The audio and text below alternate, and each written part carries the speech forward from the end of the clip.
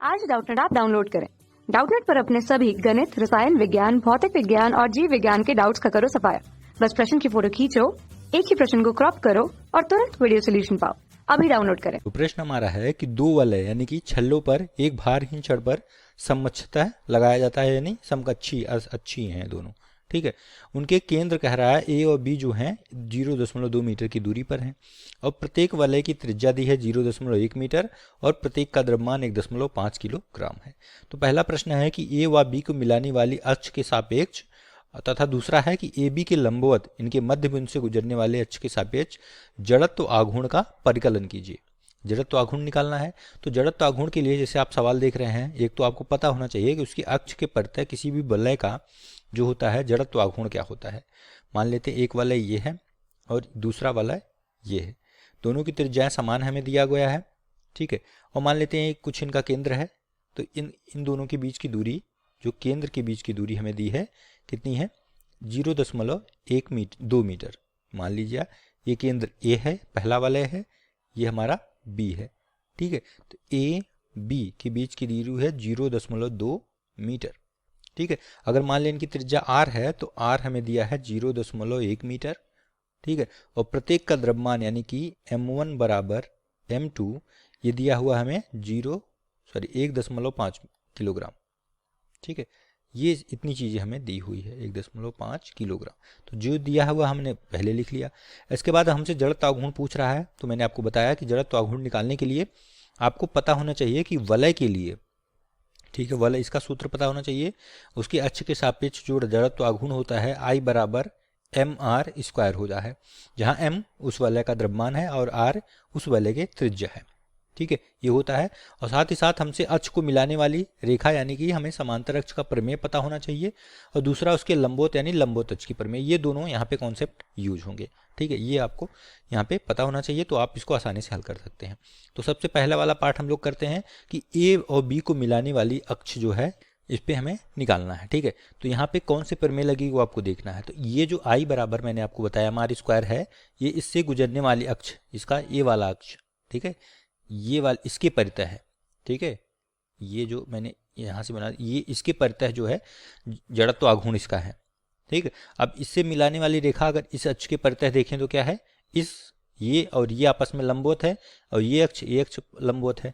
तो अगर इसके परितः हमें जड़त्व आघूर्ण पता है और इसके परितः निकालना है, यानी कि ये दोनों अक्ष आपस में लंबवत है, तो कौन सा प्रमेय लगेगा, यहाँ पे लंबवत अक्ष की प्रमेय लगेगी, ठीक है। या ध्यान देना कि लंबवत अक्ष की प्रमेय कहाँ लगाना है, कहाँ पे समांतर अक्ष की प्रमेय लगाना है, ठीक है। उल्टा कर देंगे तो गलत हो जाएगा। उसमें क्या होता है कि अगर x y के परितः हमें पता है तो i z बराबर क्या होता है ix प्लस i y, ठीक है।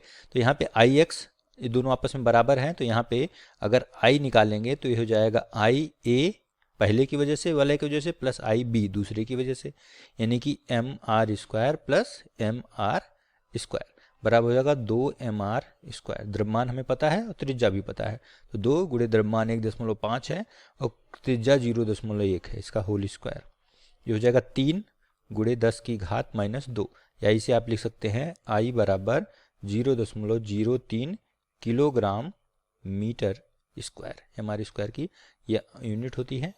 तो ये आपका उत्तर हो जाएगा ये पहले पार्ट का, ठीक है। अब दूसरे पार्ट में हमसे कह रहा है कि उससे जो है मध्य बिंदु पर, दूसरा क्या कह रहा है कि ये जो दोनों रेखाएं हैं ए बी के लंबवत, ए और बी के लंबवत ये वाली रेखा है, ठीक, इसके मध्य बिंदु पर मान लेते हैं मध्य बिंदु ये है, ठीक है। इसके मध्य बिंदु से गुजरने वाले अक्ष, इससे के सापेक्ष जड़त्व आघूर्ण, तो ये x या y मान सकते हैं, ठीक है। y दिशा में है तो इसको y मान लेते हैं, ये y अक्ष है। इसके परितः अगर जड़त्व आघूर्ण निकालना है तो देखिए इस अक्ष के और इस अक्ष के दोनों क्या हैं, समांतर हैं, तो इसके लिए ये इसके समांतर है, इसके लिए भी समांतर है, तो यहाँ पे समांतर अक्ष की प्रमेय लगेगी। और यहाँ से इनके बीच की दूरी क्या हो जाएगी, अगर ये पूरी दूरी 0.2 है तो ये 0.1 मीटर होगी, ठीक है, क्योंकि ये पूरी दूरी 0.2 है, तो आधी आधी मध्य बिंदु है तो आधा आधा में विभाजित हो जाएगा। तो यहाँ पे हम लगाएंगे समांतर अक्ष की प्रमेय, ठीक है।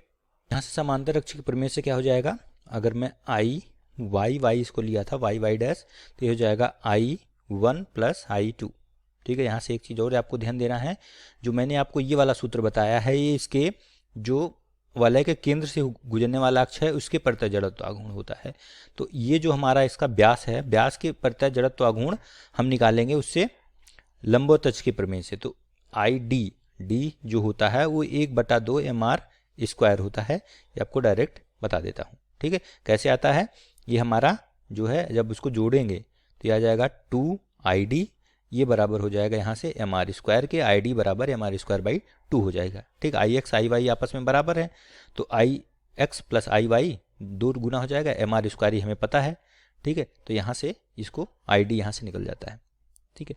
तो यहाँ से अगर I1 क्या हो जाएगा, I1 हो जाएगा पहले वलय के कारण जो है, जब हम लोग समांतर अक्ष की प्रमेय लगाएंगे तो हो जाएगा 1/2 mr² plus m into d², ये सूत्र होता है।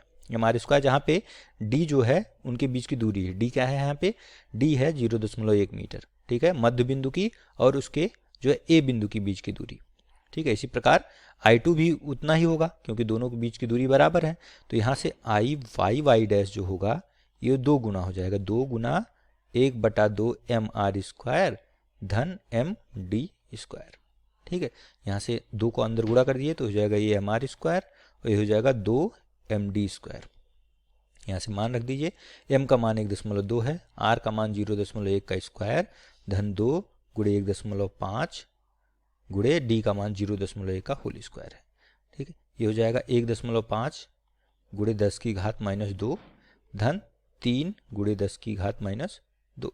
1.5 में 3 जोड़ेंगे 4.5 गुणे 10 की घात -2, या इसे लिख सकते हैं आप 0.045 किलोग्राम मीटर स्क्वायर। ये हो जाएगा IY, ठीक है। दूसरे पार्ट का उत्तर हो जाएगा आपका, ये हमसे पूछ रहा था, तो ये दोनों हमारे क्रमशः जो है अभिष्ट उत्तर हो जाएंगे, ठीक है। कक्षा 6 से 12वीं से लेकर नीट, IIT, JEE वो एडवांस के लेवल तक 1 करोड़ से ज्यादा छात्रों का भरोसा। आज ही डाउनलोड करें डाउटनेट ऐप या व्हाट्सएप करें अपने सारे डाउट्स 8400 400 400 पर।